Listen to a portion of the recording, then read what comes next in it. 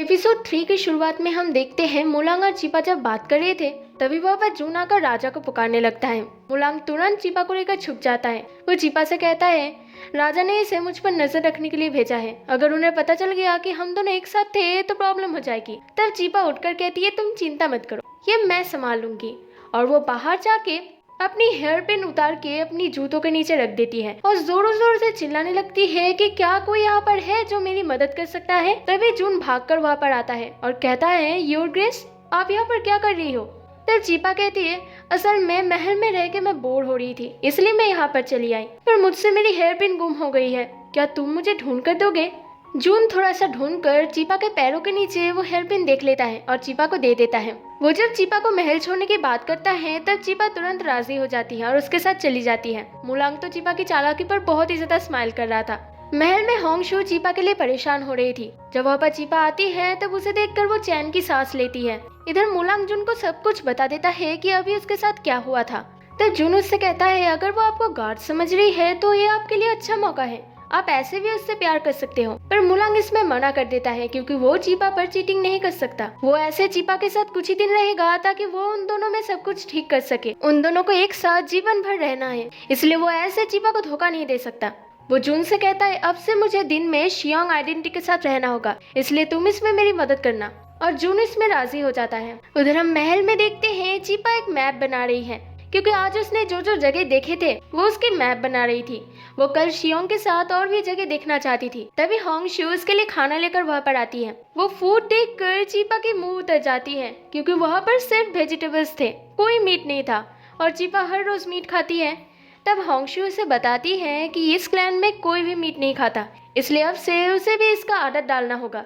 ये बात सुनकर चीपा अपने मम्मी पापा को याद करके रोने लगती है। जून मुलांग के पास चीपा के लिए सभी शिकायत लेकर आता है क्योंकि कल उसने भागा भागी में शहर वालों का बहुत नुकसान कर दिया था। उसका भी एक शिकायत था, उसे लग रहा था चीपा मुलांग के काबिल नहीं है। मुलांग लाइफ में सिर्फ एक ही बार शादी कर सकता है, इसलिए उसे कोई और लड़की ढूंढनी चाहिए। उसे नहीं लगता चीपा यहाँ की रानी बनने के लायक है। तब मुलांग उसे रोककर कहता है ऐसी बात मत करो, वो मेरे वजह से यहाँ पर है। उसे घर की बहुत याद आ रही है, इसलिए वो उटपटांग हरकत कर रही है। जब उसे मुझसे प्यार हो जाएगा तब वही सबसे काबिल क्वीन कहलाएगी, तुम देख लेना।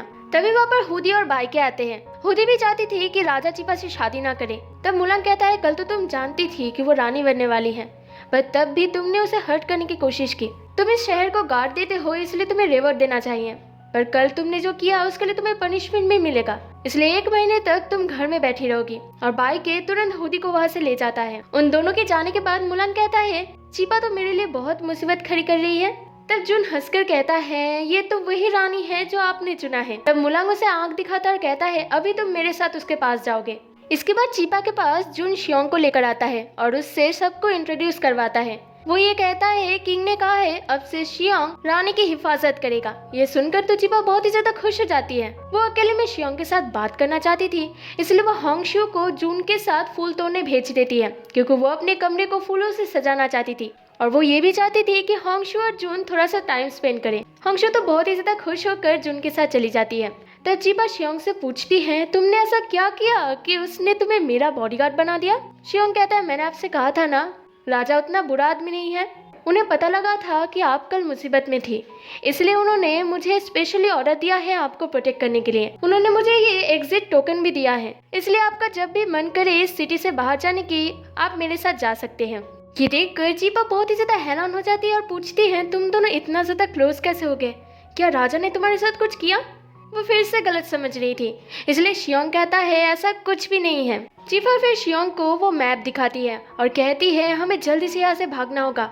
शियोंग बार बार इस टॉपिक को हटाना चाह रहा था, वह चीपा यहाँ से भागने के लिए डेस्परेट हो रही थी। इसलिए शियोंग कहता है ये मैप किसी भी काम का नहीं है, अगर हम इस सिटी से बाहर भी चले गए तब भी हम इस क्लैन से बाहर नहीं जा पाएंगे क्योंकि दाक्षिया जाने का रास्ता सिर्फ और सिर्फ किंग को ही पता है। तब वो चीपा को किंग के क्लोज जाने के लिए कहता है। फिर चीपा तो उस रात से बहुत ही ज्यादा डरी हुई थी, इसलिए वो उसके पास भी नहीं जाना चाहती थी। वो शियोंग से कहता है तुम तो इतने दिन उसके साथ थे, क्या तुम्हें कुछ भी पता नहीं चला। तब शियोंग कहता है मैं उसके साथ था और आपसे वो शादी करने वाला है, इसमें बहुत ज्यादा फर्क है, इसलिए आप ही ये जान पाओगे। तब चीपा कहती है लगता है मेरे ऊपर ये सब जिम्मेदारी आ गई है। तभी उसके पेट में गुड़गुड़ शुरू हो जाती है भूख की वजह से। शियोंग उससे पूछता है क्या आपने ब्रेकफास्ट नहीं किया? चीपा कहती है मुझे मीट खाना है, मुझे नहीं पता था कि ये बीस्ट क्लैन वेजिटेरियन है। तब शियोंग कहता है ठीक है आप यहीं पर रुकना, और वो वहाँ से चला जाता है।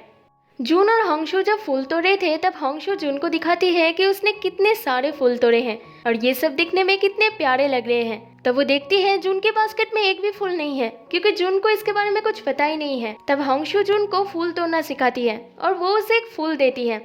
पहली बार जून को कोई फूल दे रहा था, इसलिए वो होंगशू में पूरी तरह से डूब जाता है। उसे देखकर लग रहा था कि अब वो भी होंगशू से प्यार करने लगा है। इसके बाद हम चीपा को देखते हैं जो भूख के मारे सो ही नहीं पा रही थी।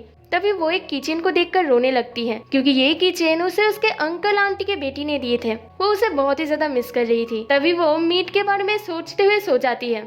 पर सुबह हम देखते हैं कि उसे भूख की वजह से पूरी रात नींद ही नहीं आई थी। सुबह जब होंगशू फिर से उसके लिए वेजिटेबल्स लेकर आती है तो वो काइंड ऑफ रोने लगती है और कहती है तुम अपने राजा को जाकर बताओ कि अगर मुझे मीट नहीं मिला तो मैं अभी यहाँ पर मर जाऊंगी। और होंगशू इस डर से जल्दी जल्दी से भागने लगती है। वो जब वहाँ पर जा रही थी तब उसे रास्ते में जून मिलता है। वो जून से कहती है प्रिंसेस को किसी भी हाल में मीट चाहिए वरना वो मर जाएगी। तब जून उसे दिखाता है कि वो उसके लिए ही मीट लेकर जा रहा है। वो ये जाकर किंग को देगा और किंग खुद जाकर ये मीट चीपा को देगा। वो जब जा रहा था तब होंगशू उसे रोक कर एक ग्लव्स देती है जो उसने खुद बनाए हैं, क्योंकि जून हमेशा ग्लव्स पहनता है। जून को तो ये बहुत अच्छा लगता है पर वो उसे एक्सेप्ट नहीं करता और वो उसे चला जाता है। चीपा जब सोई हुई थी तभी उसे मीट की खुशबू आती है और वो तुरंत उठ जाती है। तभी उसके पास शियोंग आता है और उसे मीट देता है। वो उसके लिए रोस्ट चिकन लाया था, जिसे देखकर चीपा बहुत ही ज्यादा खुश हो जाती है। वो शियोंग को अपने पास बैठने के लिए कहता है। शियोंग तो पहले नर्वस फील कर रहा था पर चीपा के बार बार कहने से वो उसके पास बैठ जाता है।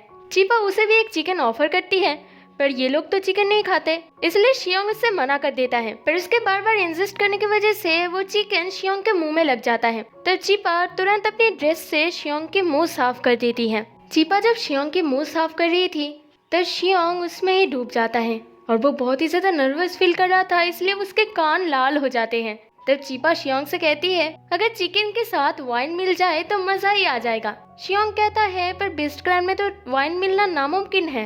वो लोग ड्रिंक करना पसंद तो करते हैं पर कोई भी ड्रिंक नहीं कर पाता है क्योंकि वो जल्दी ही ड्रंक हो जाते हैं। तब चीपा के दिमाग में एक आइडिया आती है और वो शियोंग से पूछती है क्या मुलान के साथ भी ऐसा ही है? शियोंग कहता है मे बी। तब वो बहुत ही ज्यादा खुश हो जाती है और कहती है मेरे लिए सब वाइन खरीद के लाओ। शियोंग कहता है आप इतने सारे वाइन का करोगे क्या? तब चीपा उसे क्लोज बुलाती है और उसके कानों में कहती है ये तुम्हें जल्दी ही पता चल जाएगा। वो उसके कानों में फुसफुसा कर ये बात कर रही थी, इसलिए शियोंग बहुत ही ज्यादा नर्वस हो जाता है और वो तुरंत वहाँ से भाग जाता है।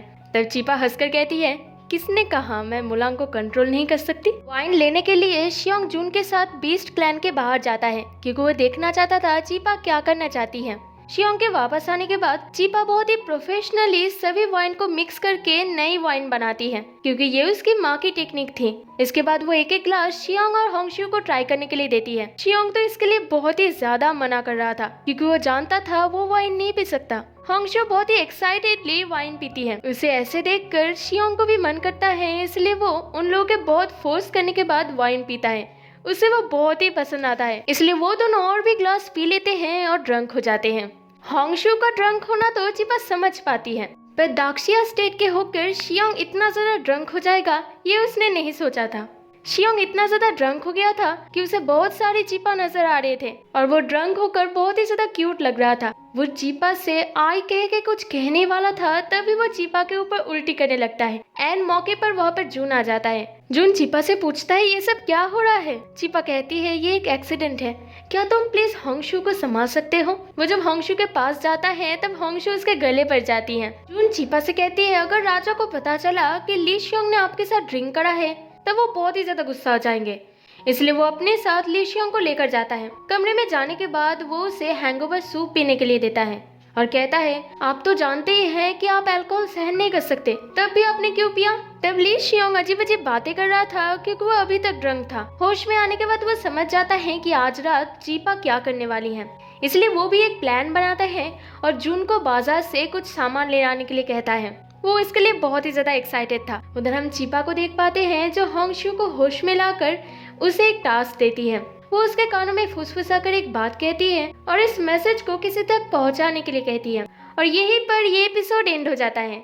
अगर आपको ये वीडियो पसंद आता है तो प्लीज इसे लाइक करके मेरे चैनल को सब्सक्राइब कर दीजिए। जल्दी ही मिलते हैं नेक्स्ट पार्ट के साथ।